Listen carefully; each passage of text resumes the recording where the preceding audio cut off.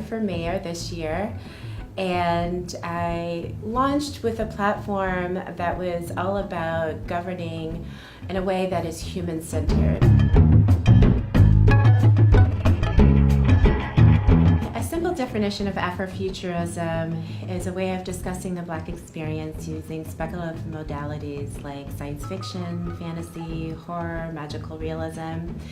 Afrofuturists tend to look at these kind of invisible histories from the African diaspora, mythologies and legends and spiritual practices, kind of help to reorient our present through that recontextualizing of the past, and then hopefully we're able to imagine these futures where Black bodies are empowered and have control over their destiny.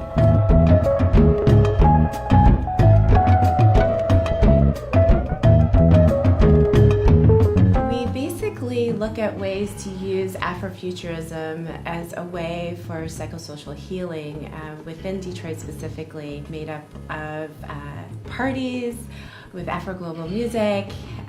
We have an Afrofuturist archive, and we teach youth and adults about Afrofuturism, how to expand their imagination and really think of new futures for themselves.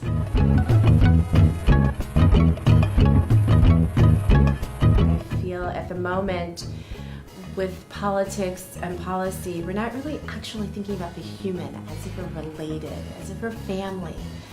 We really need to think about the systems in which we're governing. They were never really meant for people to be empowered, especially Black-bodied people. And so for an 85% Black city, we really have to consider that and start reimagining those systems: health systems, security, governance, education.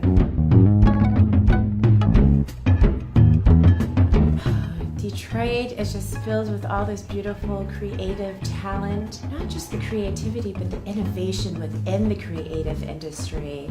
We've definitely set precedents, if you look at the Motown industry, that's forever changed the music industry and how business is done. So I'm very proud of our legacy, and that has just only grown when you look at Detroit techno. We have this opportunity to really grow and expand our creative economy. Intelligence of our citizens is amazing. I think that that's super important. That should always be the first step as a politician. Just shut up and listen. I really want Detroit to not only participate in the future, but innovate in the future. You can never be afraid to be radical. People are actually hungry for fresh ideas. It's very important for all of us to not be afraid and move into that utopian space.